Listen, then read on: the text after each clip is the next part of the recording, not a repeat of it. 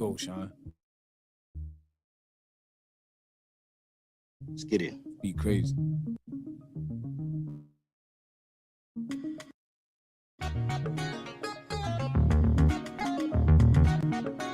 I got a Mickey in my pocket, gotta check out the Thule. I can't be pushing up daisies cause a nigga was goofy. Zoolander, Ben Stiller, cause I live in the movie. Pull up on you with the shiesty, stinking you Gucci. Ski mask on when he gripping his Uzi. Time for sorrow, shivering, woozy. Ricky Ricardo, had to get him a Lucy. It's fucked up. See,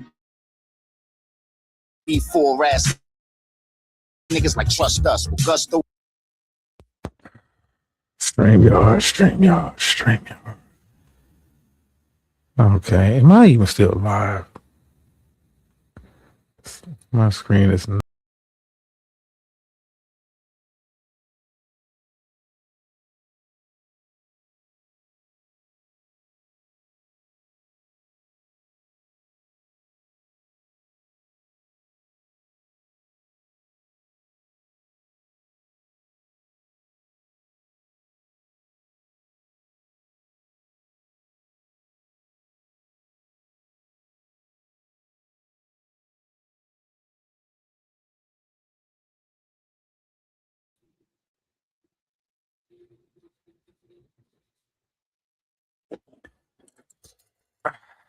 Okay.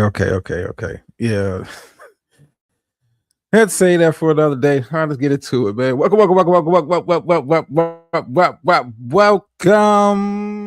to the House of Dindara, the House of Drama. Hope you all had a very good week. Hope you had a good weekend, man. Start the week off right. Of course, we're going to get into the sports as always, and of course, politics and whatever else got across my radar. Let me see. Yeah, man, this StreamYard is, some BS. Can't even get into my regular flow of feng shui. But anyway, like I said, give shouts out to those who made it. Some of those of you that catch us on the replay, because I know what most of y'all are at anyway. The show is the show, and the show must go on. DMO, how you doing, Miss Lady? Saw you here earlier. Yeah, no, I didn't arrive. Hey, Murph, how you doing? First of all, it is a pleasure to see you back on the YouTube streets. Hope you enjoy the trip to vacate. It looked like he was on an island somewhere. I'm curious to know what island was you on. But yeah, it looked like you had a good time, and it's nothing wrong with being outside. Can't wait for my trip to Turks. What's this? May? What? A little bit over 4 months. But yeah, like I said, man, I know where most of the folks is at, man, doing what they do over there, man. Shouts out to them. But of course, we're gonna get into the sports and basketball. NBA playoffs first round has concluded. Give you some of my thoughts. The Bahamas is that kind of look like. Was you at Bimini? They kind of, by the beach, by the picture. I guess it was by the beach. I think it was the beach, but it looked like Bimini. But I may be wrong because it could have been Nassau. It didn't look as commercialized as Nassau is, but it looked like Bimini to me. Oh yeah, yeah. Hey, yeah. Some folks, man, get out here and use them passports, man. Get them stamps up, man. Bimini, Nassau, Celebration Key. I haven't been to Celebration Keys. Been to Nassau. Haven't been to Celebration Keys. But I have been in Nassau, have been to Bimini, haven't been to Celebration Keys. That sounds like fun. I might want to put that on my to-do list next time I'm down in the Bahamas. Celebration Keys. Look that up. I'm looking forward to my Turk trip. But anyway, you guys didn't come to hear me talk you did come to hear me talk, but not about, stuff like that. Hold on, the numbers is a little too high. What's going on? Oh, something's off in the water. What's going on, Vic? Something's off in the water, man. Yeah, I was, peeking in over in other places, but let's keep it. Woo. Let's talk about these playoffs, man. First round has concluded. Let me give you my thoughts on, some of my thoughts on this first round, and second round has already started tonight. Looks like kind of for you 76ers fan, WY. I'm just saying, Vic, God is God has divine timing, and I scheduled, the live stream early in the day, not knowing what was going to transpire. Yeah, you can ask me about it tomorrow. Yeah, we got to catch up. But I set the live up, and I didn't know what was going to transpire throughout the course of the day and the night. And it just so happens that once we start seeing someone try to do a fashion show, the good Lord said it's time to go over here and start your show, brother. So you won't have to see what demon time that individual was on. But yeah, hopefully, I catch the replay. If not, it wasn't meant for me. He's on time, God. I swear to God, boy, on time with it. But let's get into it. Like I said, first round is completed. Second round has already started. You have the Knicks currently putting belt to ass on the 76ers, 106-73. Third quarter is about up. And I'm gonna give my thoughts on the second round. Just kind of give you stories right now. Timberwolves and Spurs going back and forth in their second round matchup. Let's talk about this first round before we kind of dive into my thoughts going into the second round. First round, I would say this. To me, it was a bit underwhelming at times and a bit disjointed at times. You got Knicks at 7, Vic. I'm not mad at that, Vic. I'm gonna hold you on the record for that. I'm not mad at that pick. I'm gonna give my picks for the second round based on that. But I'm just gonna say this, man. For the most part, pretty much. Well, Murph, my pick may surprise you. Give me a minute to get to there, and I'll see if I can convince you otherwise. But first round for me, a bit underwhelming at times. For the series that I thought was going to be, pretty much 4 or 5 and done. For the most part, that kind of played true. I'm gonna talk about Lakers Rockets.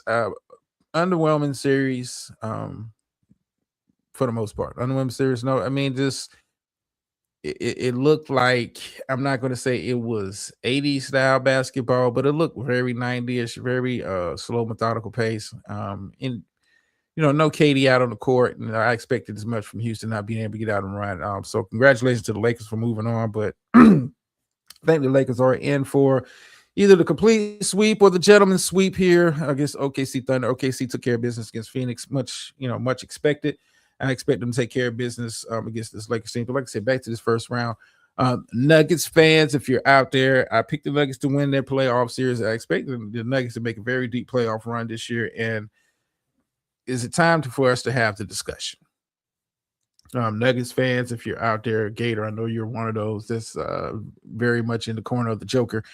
Is it time to break up that duo that they have out there in Denver? Because it's obvious that I know what I'm getting from Yoke. I'm going to get damn near a triple-double every night. I'm going to get very high-level play on a very, very consistent basis. But is it time to have the discussion that maybe the pairing of him and Jamal Murray is not enough to be really in the conversation for championship, level contendership for that team?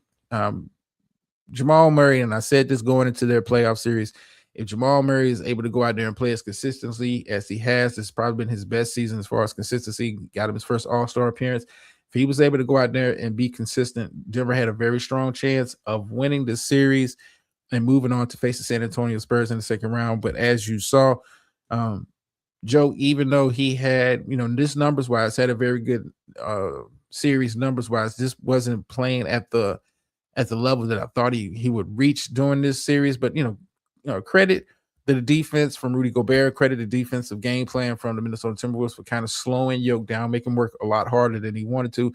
And he had to work a lot harder because you got no consistent play from Jamal Murray. And I think it's time we have that discussion. Is Jamal Murray really one of those guys? Is he really one of those dudes that you can depend on night in and night out? And this has been the knock I've had on Jamal Murray, especially when it comes to playoff time. This guy disappears. He goes on the goddamn milk carton when you when you need him the most. For you to have a very pedestrian in a closeout game, closeout situation at home to be so pedestrian, what do you have, like 15 points, 4-16 shooting?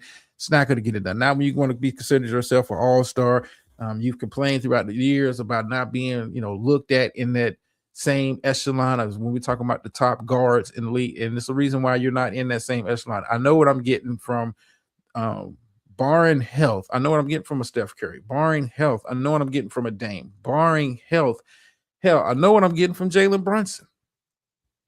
I'm just saying, Jamal Murray, he's a good guy, good player.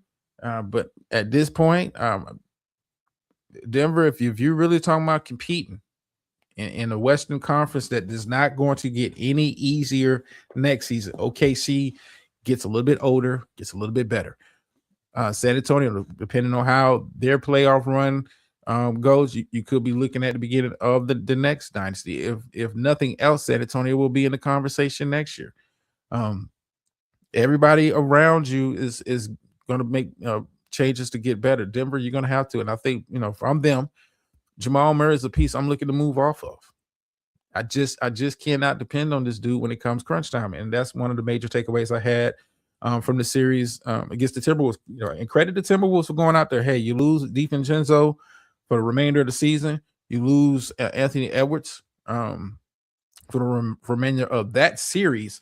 For you to go out there and take care of business against the team. Now, granted, Aaron Gordon missed significant time on the Denver side, so it's not to say that Denver didn't have any injuries, but Anthony Edwards is widely considered the best player on the Timberwolves. He's gone. DiVincenzo is one of the top players on their team. He's gone.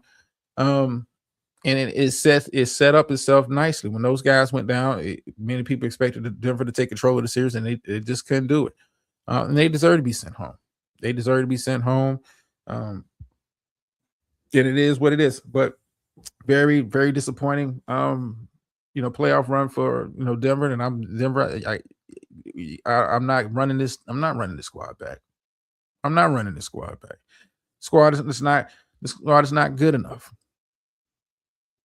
I think you need to find another guy that can consistently get his own shot at the guard position and comes up good in money time. Jamal Murray's not the answer. Jamal Murray's not the answer. Going on to the other playoff series, Orlando Magic fans, you got to be sick to your stomach. You blew a 3-1 lead against Detroit. Now, granted, Detroit was the number 1 seed going into this, but it took a lot of effort. And for that game, I want to say it was game 6, when you guys missed 23 straight shots, it shows that you're not ready to take that next step into the upper echelon as far as the Eastern Conference is concerned. So, Orlando, you blow a 3-1 lead. You lose in game 7. Pleasantly surprised. I'm not going to lie to you guys. Pleasantly surprised by the performance of the Philadelphia 76ers. Get kudos, man. Get kudos. Took care of business, forced a game 7, won a game 7 in Boston. Now, and I'm going to talk about that Knicks series in just a second.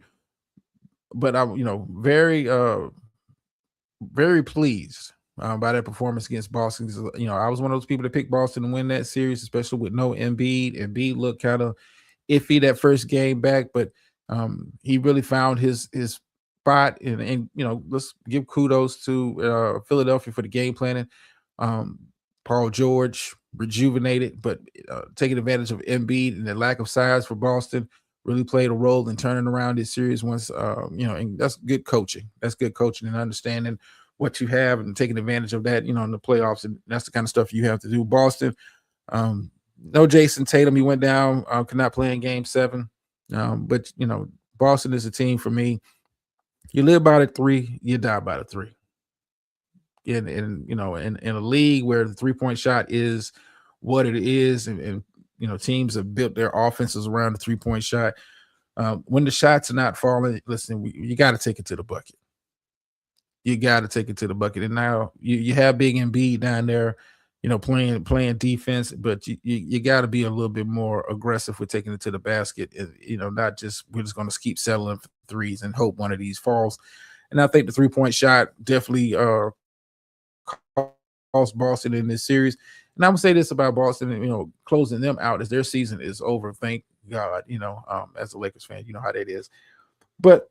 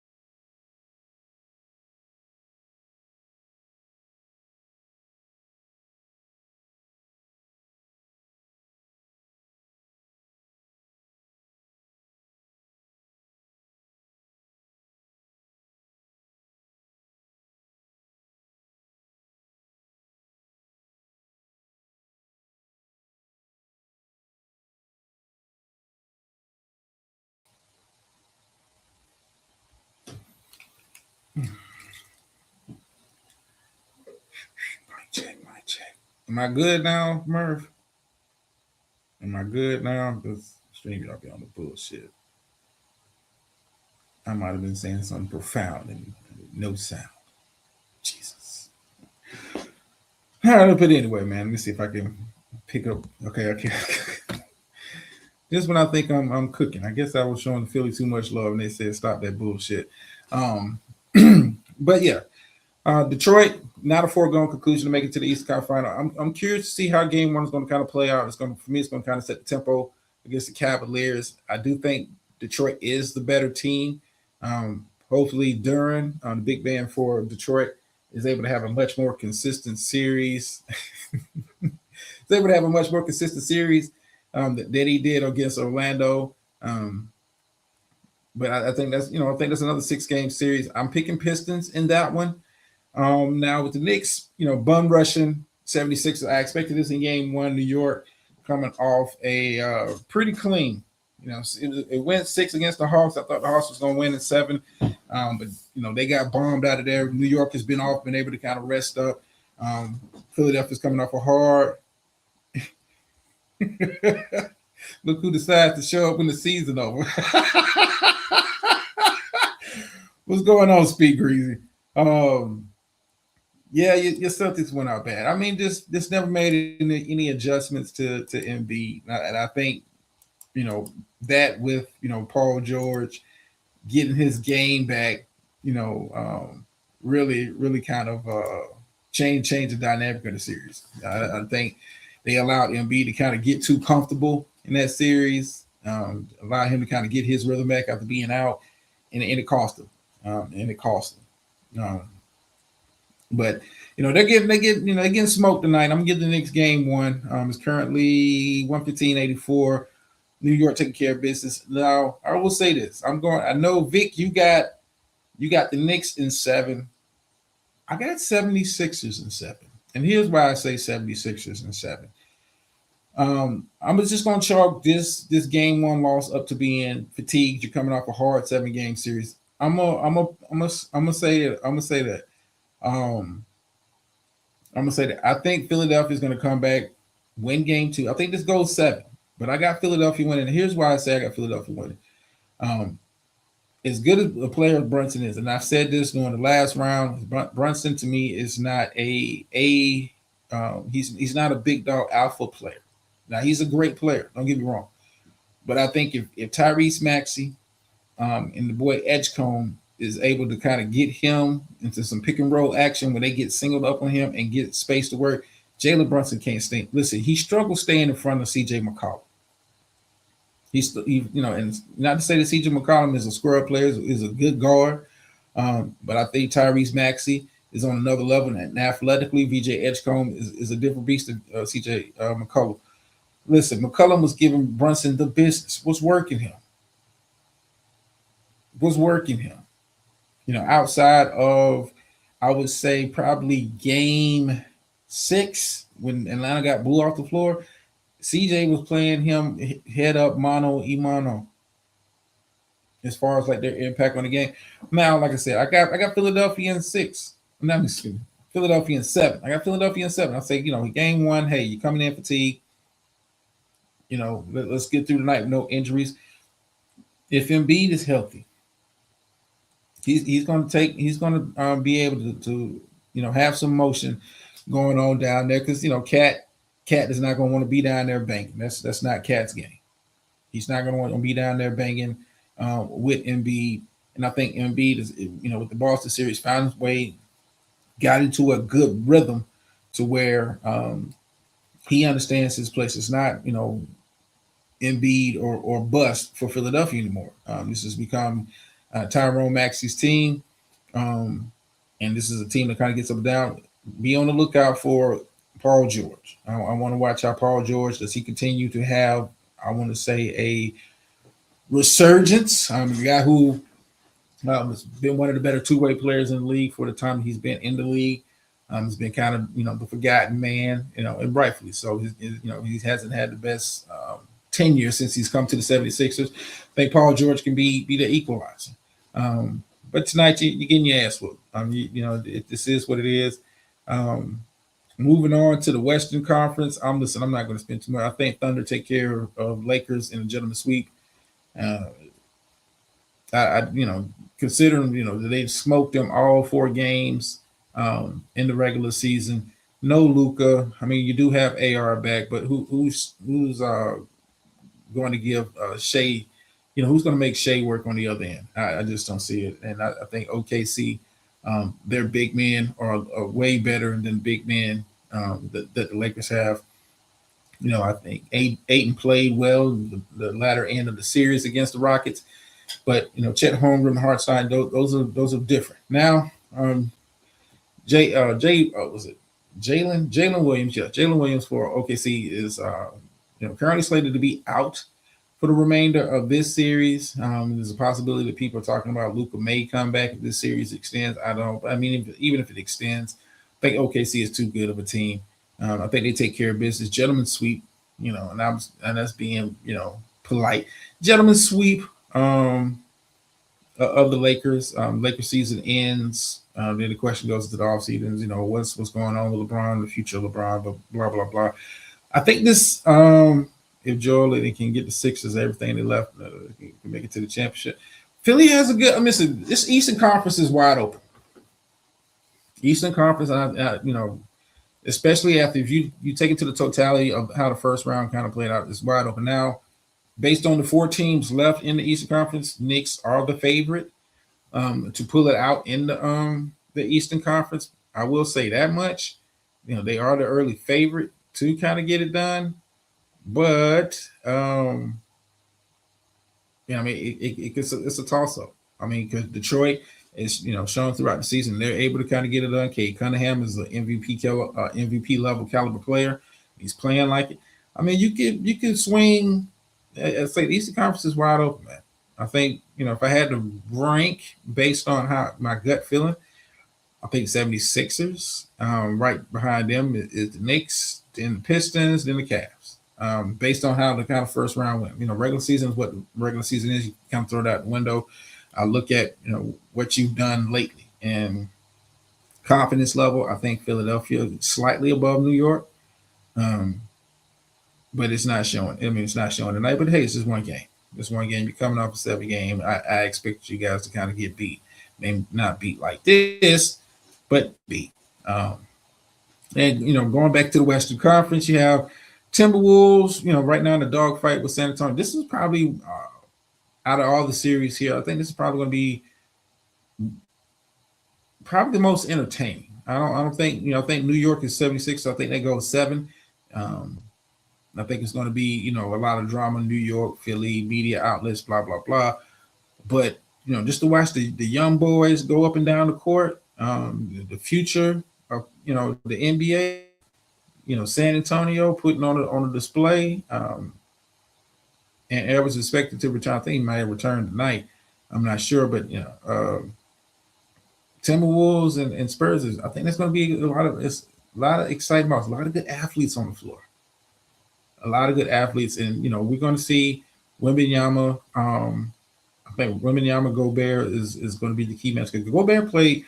Excuse me. Gobert played well, played very well in the first round against Yoke. Now he didn't shut him down or lock him down, but he made Yoke work for the buckets that he did get. I think he's going to be able to kind of limit some of the impact on he's going to make Wemby work a little bit down on the block. Is it's not like Gobert is a short center. He's a big man. I think he's going to be able to kind of keep Wemby off the glass. So I think for me that's like the matchup there. I also want to see how Castle, Fox, and them young guards, some young wings for San Antonio match up against some of those wings and players that they have on Minnesota. Like when healthy, Anthony Edwards could arguably be ruled the best player on the court. I don't think he's 100% even if he is playing. But I like that. I like to see that matchup of Jaden McDaniel. How to see he impact. This is going to be a very good series. I think it's going to be a very entertaining series. I got Spurs in this one. I think this goes 6. I think this series goes 6. But it wouldn't surprise me. The Timberwolves have enough talent. This is a team that has made a couple of deep runs in the playoffs over the last couple of years. I think they have enough talent to push San Antonio in ways that Portland just could not. So I think San Antonio wins in 6. But if you told me Minnesota was able to push this to 6, 7, and win the series, I wouldn't be mad at this. Is a team that's got a lot of playoff experience on the team. Julius Randle could be an X factor in this series. I think Julius Randle could be an X factor in this series. So, I mean, that's my picks. I got Thunder moving on. I got Spurs moving on, setting up that big time matchup, which some people may call the real NBA championship in the Western Conference Finals. I got Pistons over Cavs, and I got 76ers. I got Pistons over Cavs, and I got 76ers winning in 7. Now, granted, it don't look good for them tonight. I mean, they're getting blown off the court in New York, but I mean, it's one game. We've seen New York, kind of struggle on the road at times throughout the course of this year. So, with that being said, okay, do I got any more NBA news to kind of get into? No, not necessarily. Not necessarily. I don't want to have a long ass show tonight. Brother got to get up, go to the gym and all that shit. Got some other shit going on. Yeah. Hey, YouTube Unfolded. Rudy has to be effective. I agree, Vic.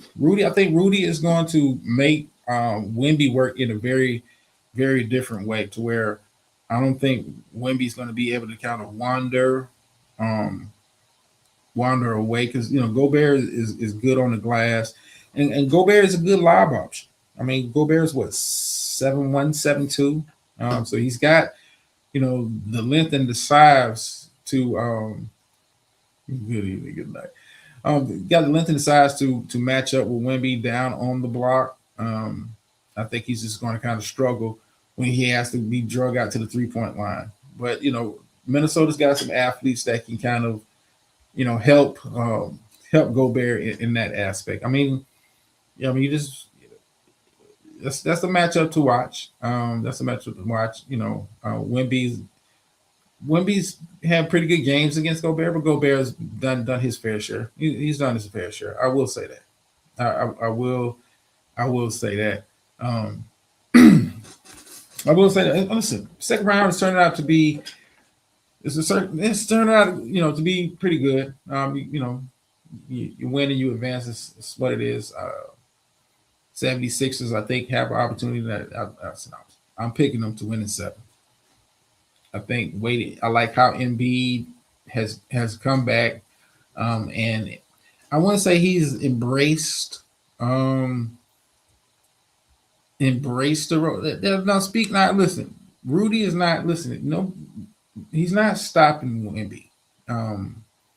But I think he's going to be able to kind of make him, and he kind of did this with Yoke. Yoke is a better player than Gobert, but he made him work for the points. By going, chasing him out a little bit, making him move his feet, getting the body on. And you didn't really kind of see that in the Portland series where they was able to kind of get a body on Wemby, kind of wear him down. He has a smaller frame. We're talking about.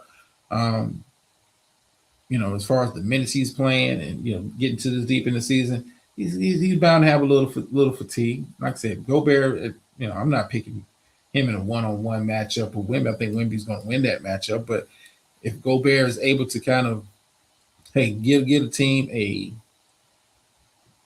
8 points, 13, 14 boards a game, to me, I think that's putting up a good fight. Keep Wemby off of the glass.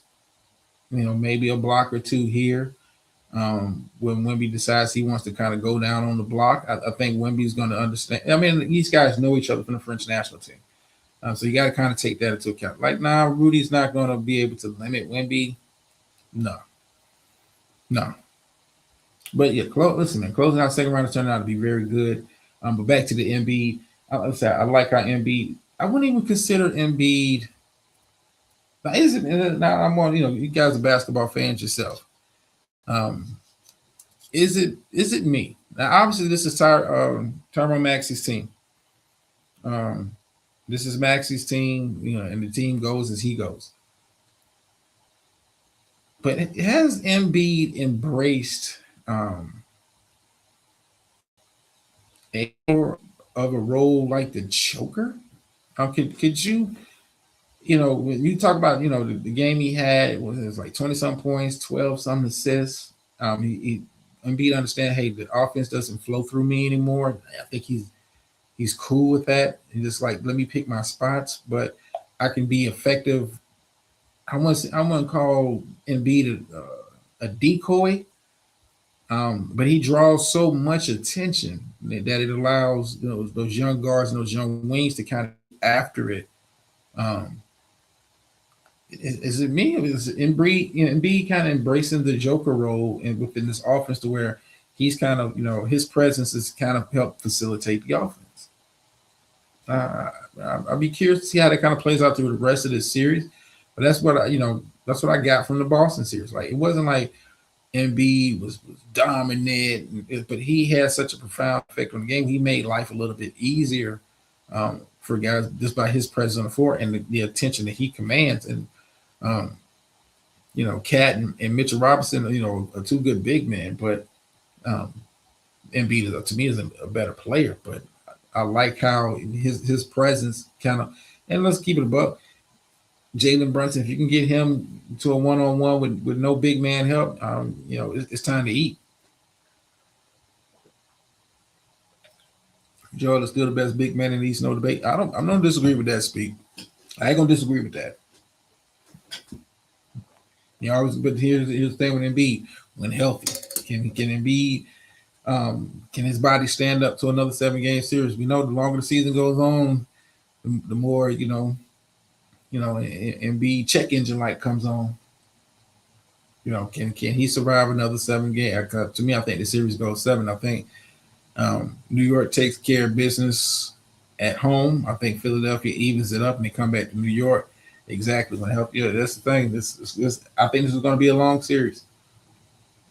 I think this is going to be a long series, and we have seen, the longer the series goes, the longer the season is gone for Embiid, that check engine light come on, and I'm concerned. But I think Philadelphia has enough firepower. I think Philadelphia has enough talent, especially at the guard position, to really kind of put pressure on New York, much like Atlanta did in the first round. As far as the guard play, put pressure on New York and make this a series. Make this, don't look like it in game one. I ain't gonna lie to you. Don't look like it in game one, but I think they got enough in the tank to kind of make this a series. Where do I want to go next? I think I've done enough ball. Yes, pause. Basketball talk. All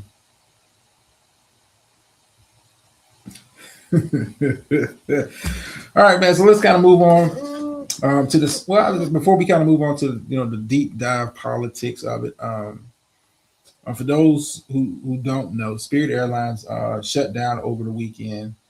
Yeah, call myself speak.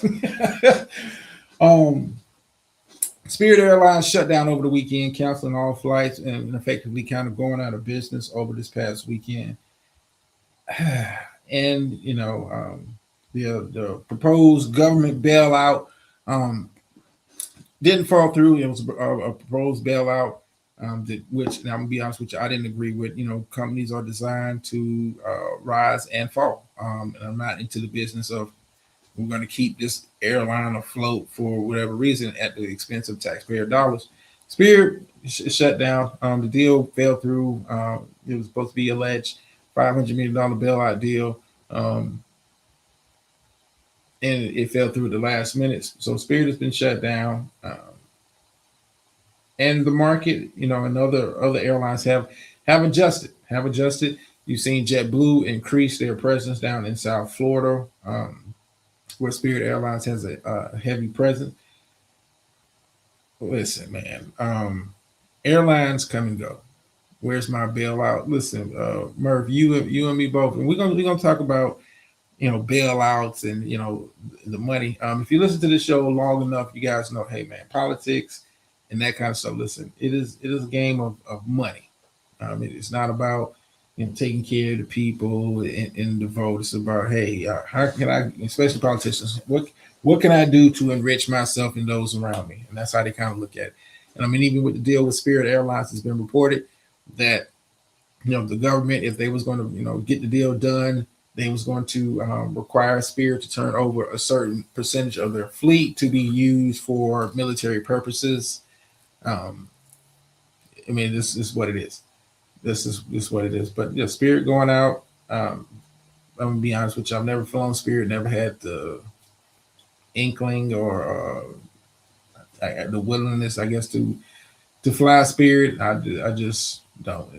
That's not to say that I'm bougie, because when AirTran was around, I flew that. I've been on JetBlue, but I'm mainly Delta for the most part. I've been on American Airlines, of course. Spirit just never, appealed to me. It just never appealed to me. I just, not to say that it was crappy, but it was just Spirit had that kind of Greyhound of the sky type vibe. So like I said, they're out. It's sad that those people lost their jobs and having to pivot. It's not just the airlines and pilots and flight attendants. You talk about the people who work, those gates, who work the ground crews and all that. So it's a lot of people, affected by it. So the Spirit is out of business as of now. I guess, rest easy. But anyway, moving on. Speaking of money, this war that Trump has in Iran is costing people more and more and more and more money. And I find it interesting. They keep coming to Congress, aka keep coming to the taxpayers saying we need money for this, we need money for that, we need money for this, we need money for that. But when it's time for you to kind of put money into people's pockets to, what happened to the Doge checks?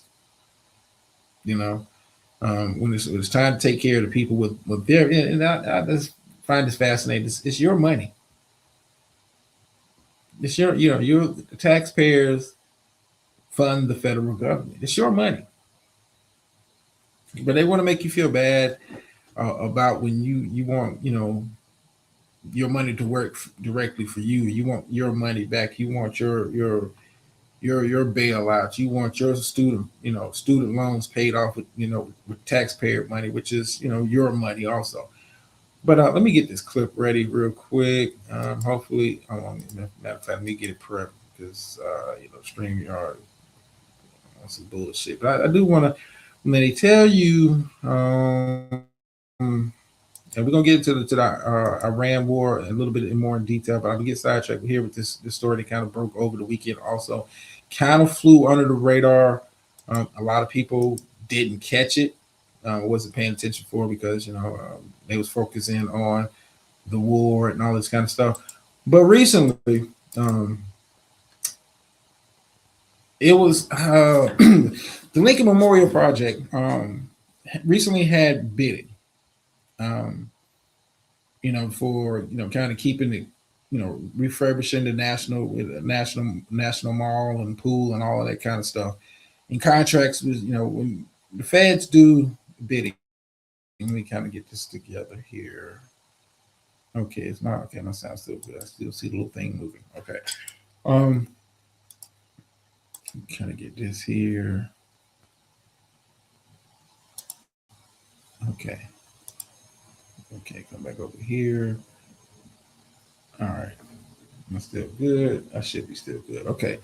But here you have Trump admitting on camera that not only did he bypass federal laws in regards to, the bids and, how that kind of works, contract is put out, companies bid on it, contract is awarded to the winner. They get taxpayer money to complete said project. Well, Trump decided, I'm going to take the taxpayers' money. I'm going to skip the bid process, and I'm gonna give it to some people. I'm gonna give the contract to guys who do contract work at his golf resort.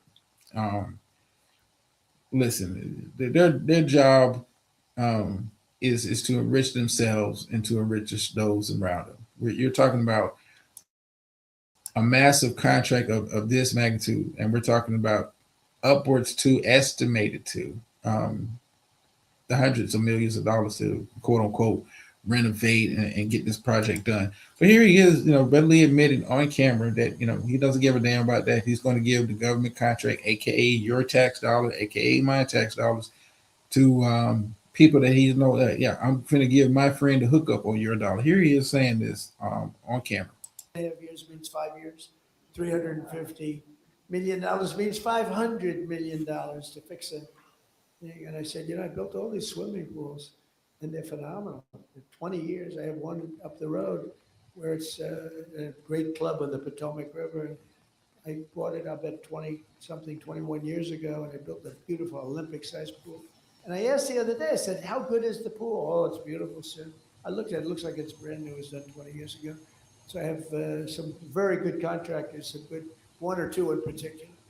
And I said the three best. I said, do me a favor, fellas. Go take a look at the reflecting pool that sits in between Lincoln and Washington. The beautiful, what should be beautiful reflecting pool. And one of them who came back was really, I would say, the best. They were all good. He came back, he said, what an exciting job, sir. I said, so how long would it take you? 2.5 years means 5 years, $350 million contract awarded to people that and this is probably the most openly corrupt administration I've ever seen in my life. Listen, I believe that all of these politicians are in the business of making money and staying in a position to where not only they can make money for themselves, but also make money for people, their real constituents, which is not me and you, which is not the average taxpayer, but the people who line their pocket, who we're talking about your donor base. Your donor base. So you're going to award a upwards to $300+ million contract to some guys who do the swimming pool work at your golf resort. I mean, you can't make this up, man. You can't make this up. You cannot make this. Let me take this down.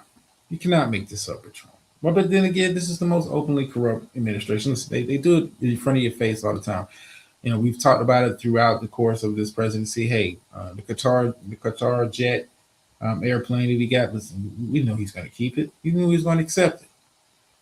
But, you know, the deals that Eric Trump and Kushner are working in, the contracts that they're getting with companies that they're linked to, this out in the open.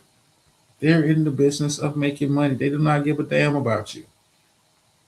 You look at the effects of this war. Let's keep it a bucket. It's a war. People have lost their lives. A lot of people have lost their lives in this.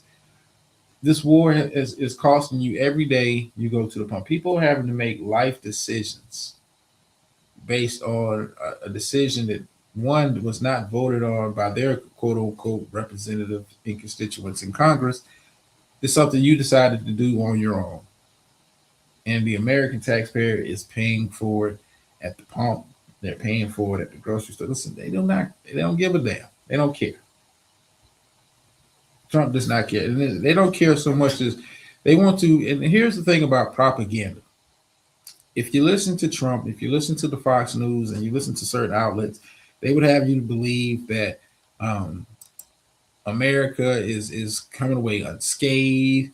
America is just dominating this war with Iran. But recently, people are starting to ask questions, and footage is starting to get out in regards to what is really going on in the Middle East in regards to this war. Hold on for a second, people. I don't think this is the one. Check this out real quick.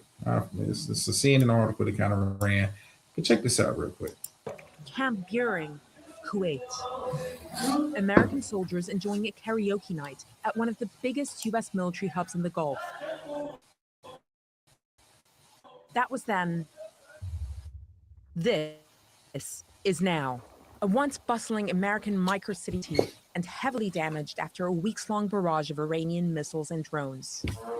One of many U.S. military facilities in the oil-rich Arabian Peninsula, targeted by Iran even as the U.S. and Israel pummeled the Islamic Republic's large arsenal. So what impact have Iran's strikes had on America's footprint in the Middle East? A CNN investigation found evidence of unprecedented destruction. We can reveal that strikes damaged at least 16 U.S. installations across 8 countries. According to our analysis and sourcing, that's the majority of American military positions in the region, and some of them are virtually unusable now. A U.S. source familiar with the situation told us that they'd never seen anything like this at American bases, that these were rapid, targeted strikes using advanced technology. Iran's main targets? Multi-million-dollar aircraft, like this Boeing E-3 Sentry, which gave the U.S. a huge amount of visibility over the Gulf. It's out of production, and in today's money, it's worth nearly $500 million. Critical communications equipment. Look at these giant golf balls. They're known as radomes, and they protect satellite dishes vital for data transmission. In this base alone, Iran destroyed all but one of the radomes less than a month into the war. And crucially, radar systems. Highly sophisticated, expensive, difficult to replace, and critical to air defense. A second U.S. source, this one a congressional aide familiar with damage assessments, described these as the most cost-effective of the targets. Our radar systems, they said, are our most expensive and our most limited resource in the region. For U.S. allies in the region, there's a dilemma. In some ways, Iran's show of force makes the U.S.'s presence in the region even more necessary to Gulf security.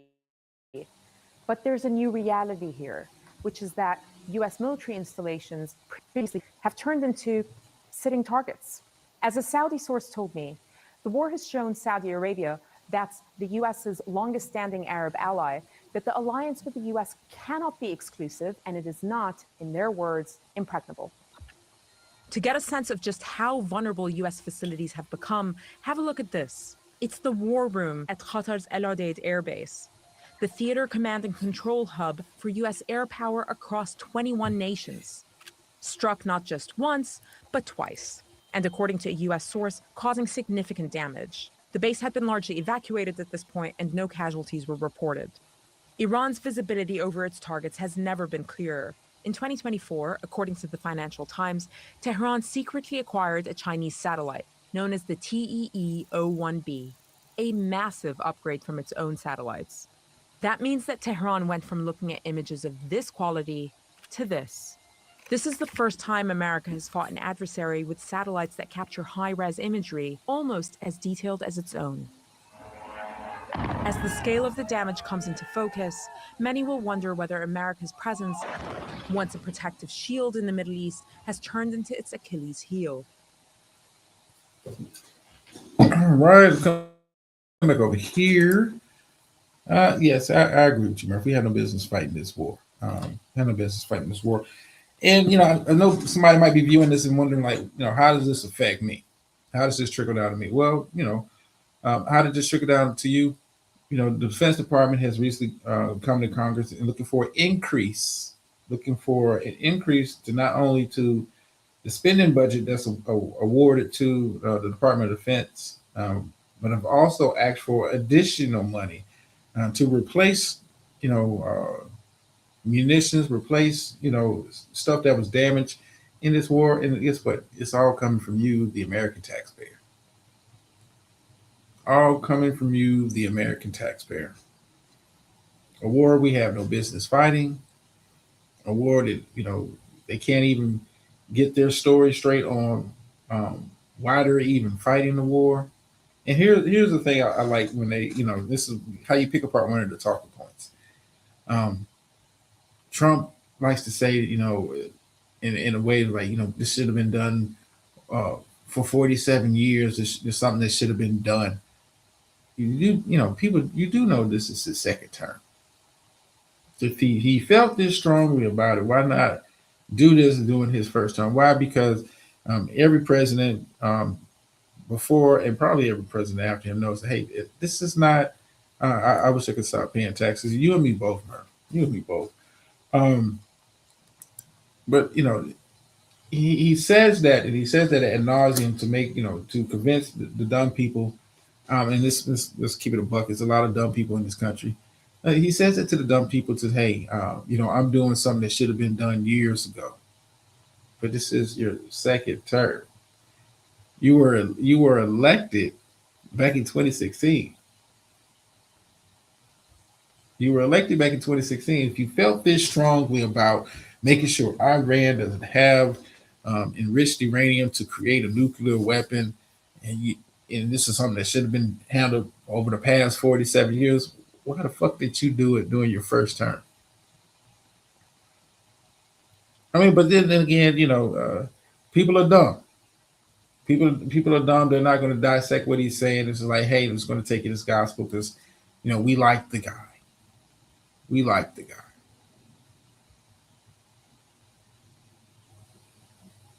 This dumb. And now you're trying to, negotiate and pretty much get the same deal that Obama negotiated back during his presidency. Listen, the situation with the Strait of Hormuz has been a shit show. You have reports today that, American linked vessels, strikes in the area against American ships, quote unquote part of the blockade. Listen, it's hustling, Murph. It's not even hustling backwards. It's listen. He's hustling forward. And here's why I explain it. Listen, the longer this conflict goes on, the more, the defense industry makes money. And listen, you think he's not going to be handpicking and directing the contractor money to certain people and make sure it's funneled back? Listen, Trump is here. This second term is up for him. It's about, I'm creating real generational wealth for my family. And I'm going to do that off of the backs of taking it from you. I'm going to do it. And listen, I'm going to be as bold enough to do it in your face. Why? Because, a large, block of my voters, part of MAGA, they're dumb. They're dumb. They will continually vote against their interests. Why? Because, they like a guy. No, he's not hustling backwards, Murph. He's hustling forward. The fact that he can get on there and day after day and tell you this is something that should have been handled over the past 47 years. And this dude is in his second term with a gap between it. Why was this not handled 10 years ago when you were in office? Why?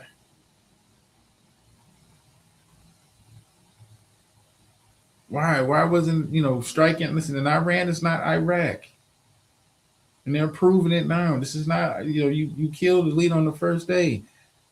They've already insulated themselves they already have a plan of action, a backup plan to the backup plan. He's in the business of making money. You don't think they've got insider trading? Like when he says, and we're going to do a ceasefire, and all of a sudden the market's dropping and somebody mysteriously makes a couple $100 million? He's not hustling, Murph. He's not hustling backwards. He's hustling forward. I'm going to rob the American people in their face. And they're going to love me for it. Donald Trump Jr. is associated with a firm that all of a sudden gets a defense contract.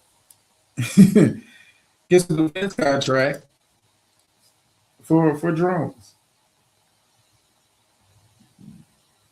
Who do you send to negotiate with Iran? Not political officials. JD Vance ain't negotiating shit. JD Vance is just there for cover. You sent Jared Kushner and Steve Witkoff. Not guys who are known for military strategy or negotiating, this kind of stuff. Not former ambassador such and such. Not senator. Like no. You're sending Jared goddamn Kushner, a businessman who's over there making billions of dollars negotiating deals with countries in the Middle East. You sent him to negotiate the end to this war? Him? A businessman who we don't even know is any good. I mean, you just, you have the connective, I have access to the president on a level that most people on God's green earth do not have. They're not hustling backwards, Murph. They're hustling forwards. You're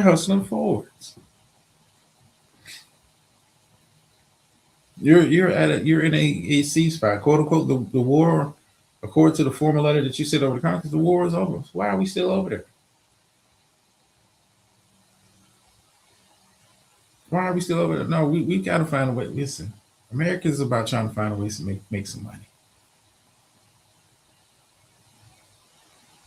They want to make some money. They want access to something. Listen, it's not hustling backwards. It's hustling forward.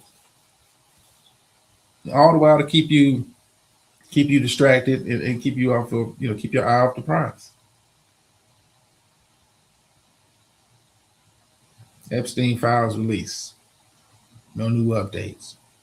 Pam Bondi was supposed to, testify. That's pretty much been blocked. And Trump is trying to block it permanently happen.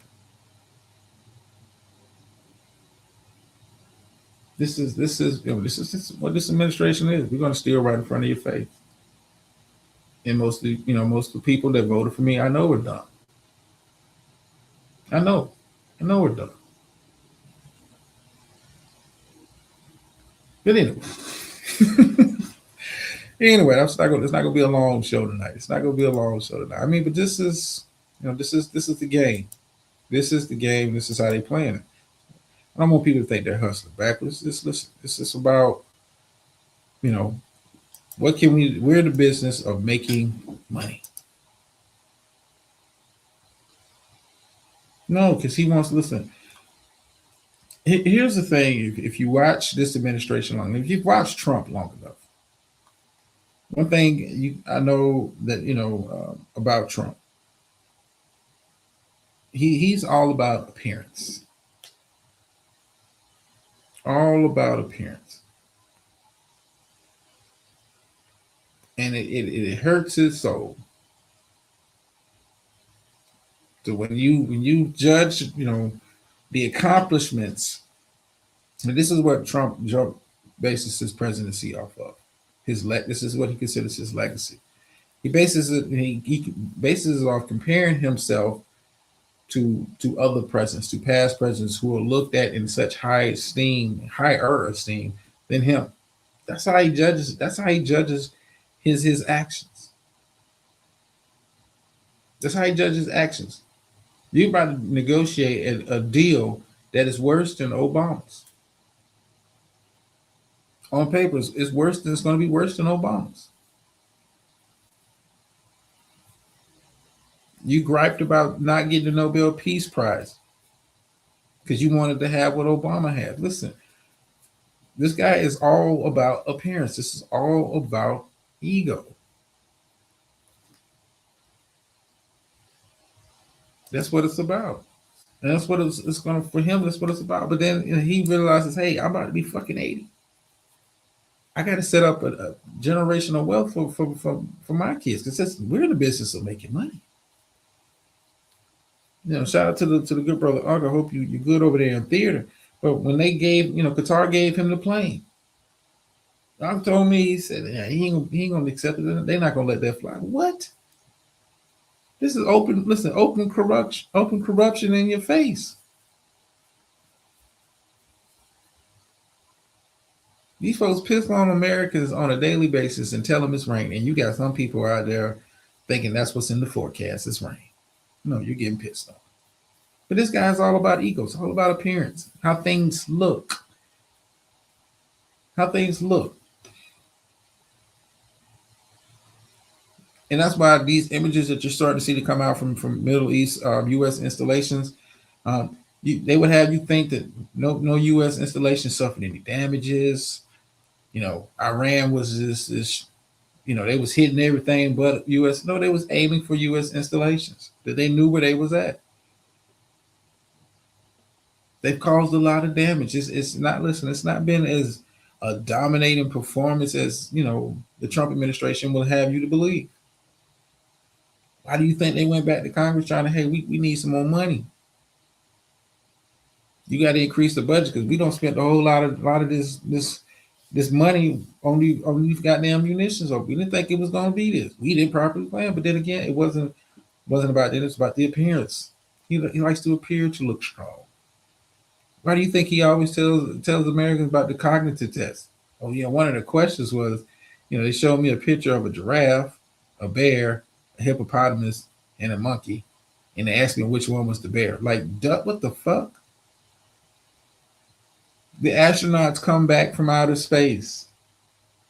Trump tries to tell you as Americans that he was fit enough to kind of do that too. Just the same guy that dodged the draft 5 times for bone spurs. He's all about appearances. Trump would have the American people believe, listen, he's Jesus. And the sad part is you got some people out there that will look at him as the same. Listen, if Jesus was allowed today, Trump will be in competition with him. Trump will be trying to tell you he saved more souls than Jesus. He's brought more people to the faith than Jesus. That's the kind of dude he is. He is all about the ego. Everything that he does, his tweets in the middle of the night, it's to feed the ego.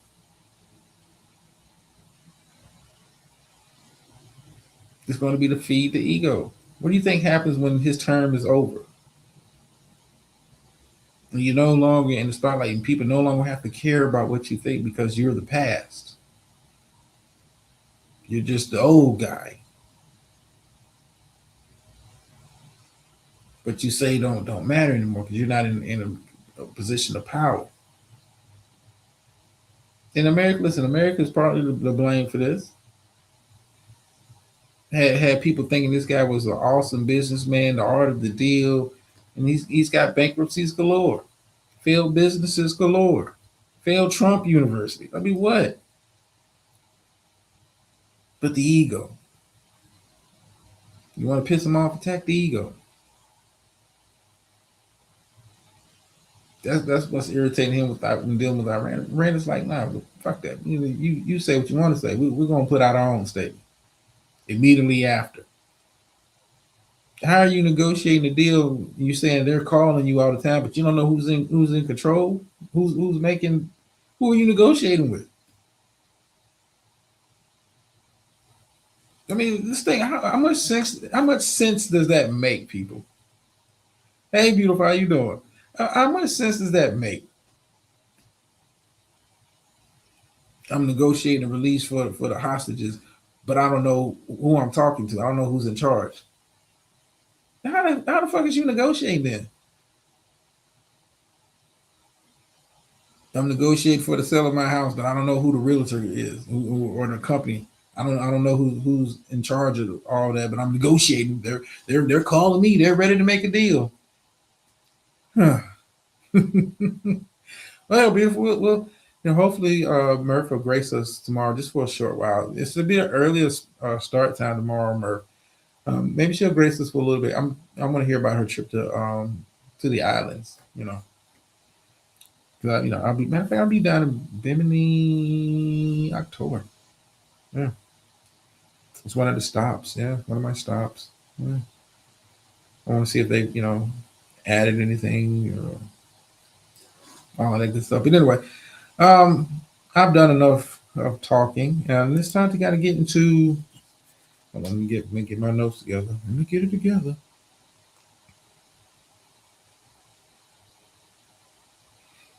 Okay, yeah, I think it's time. Yeah, I've done an hour. No music today. Thanks StreamYard for that. Are you going away for your birthday? Okay, cool. That's what's up. Oh, okay. Yeah, I'll be definitely tuning in for that, Murph. I'll be definitely tuning in for that because I like to see my people go outside and actually enjoy. But you don't know where you're going yet, beautiful. We can make some suggestions. Okay. How about this, beautiful? And I'll do this real quick before we get into the pulpit portion of the show because this is what over here. What type of weather are you looking to enjoy? I would just say that, and I can kind of tell you some places.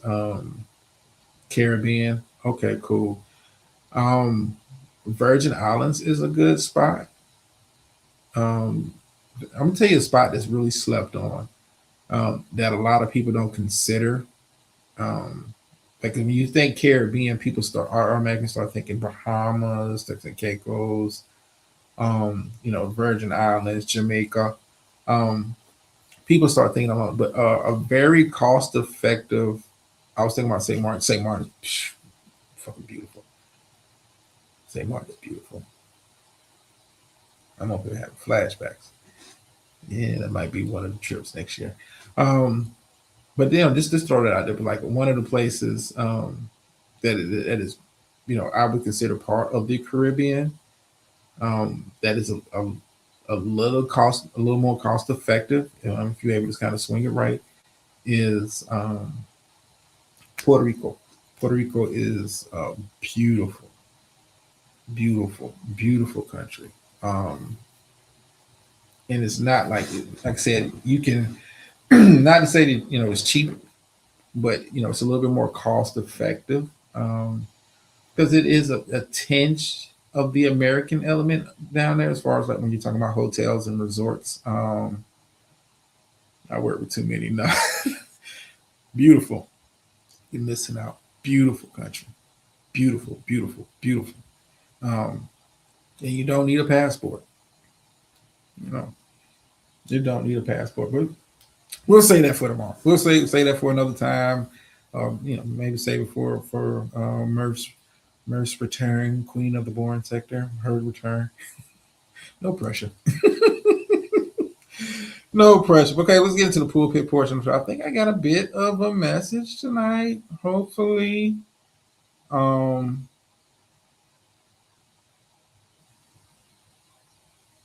hopefully. Let's take a look.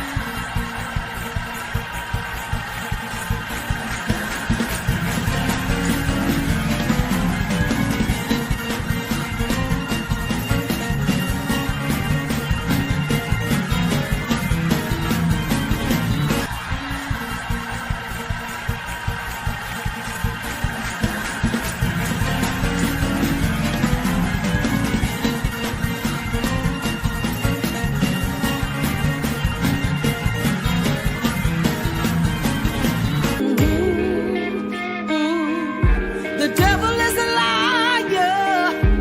Yes, he is.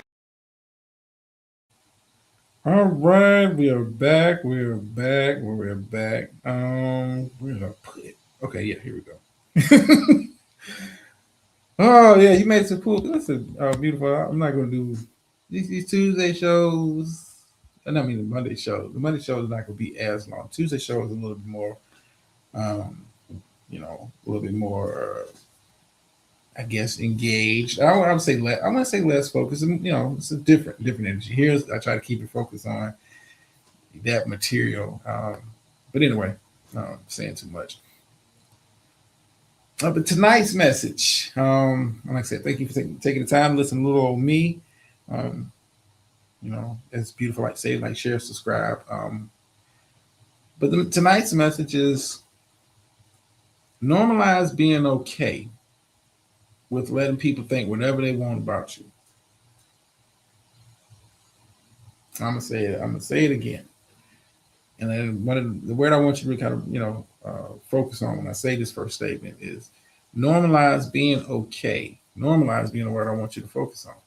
Normalize being okay with letting people think whatever they want about you.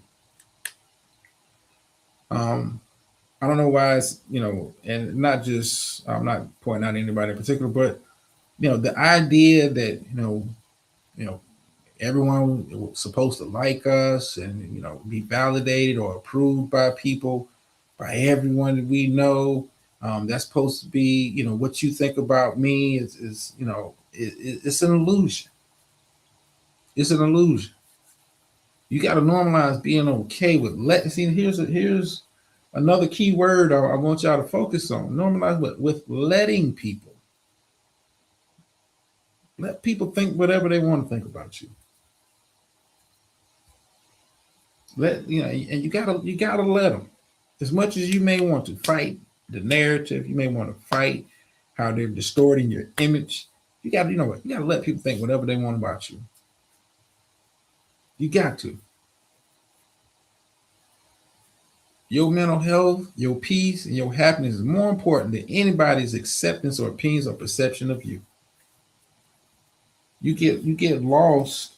You can get lost trying to be a people pleaser, trying to do whatever you can to be accepted by this person. And no matter what you do, no matter how much you bend over, no matter how much you compromise your peace and your mental health and your happiness to get the approval of everyone isn't it's a definition of insanity.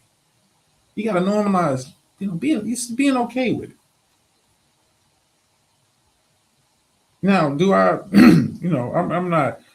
I'm not above the fray. Now, do I want people to like me for me? Yeah, but I understand it, and I've grown to understand it. You know what? I'm not for everybody. I'm not for everybody. I'm not everybody's cup of tea. I'm not your kind of coffee. I'm not your favorite dish. And see, I'm okay with that.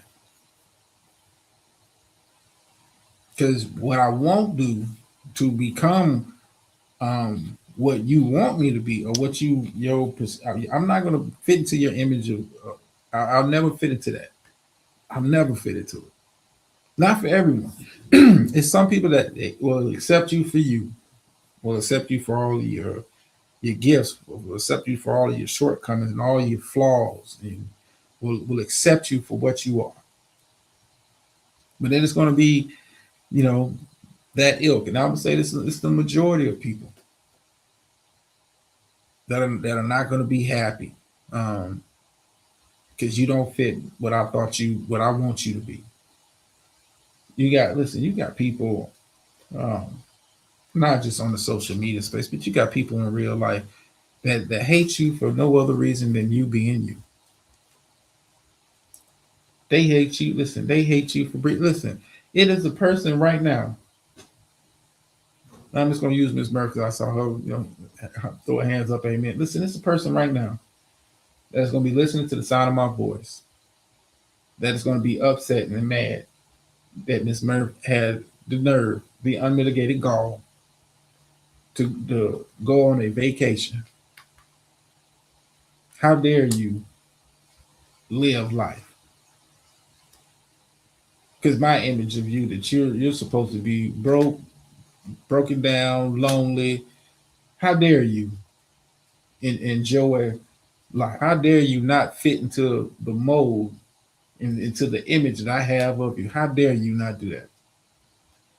But you know what? You got to normalize being okay with letting people. That's why I say I want you to, normalize. I'm not, you got to understand, listen, I'm not for everybody. It is somebody right now watching you. It could be a family member. It's watching your every move, looking at you on your social media, seeing you tagging yourself and you at this place. There you go, Murphy. Fuck whoever don't like it. Because listen, once you start letting, you trying to appease the mental health of other people, when you trying to make them feel at peace and you trying to make them happy, guess what? You sacrificing your own self. Your own shit is more important. Anybody's, I'd be damned if I stress myself out, lose a wink of sleep to get acceptance from somebody. I'd be damned if I stress myself out and worry about your opinion of me. What matters is my opinion of myself.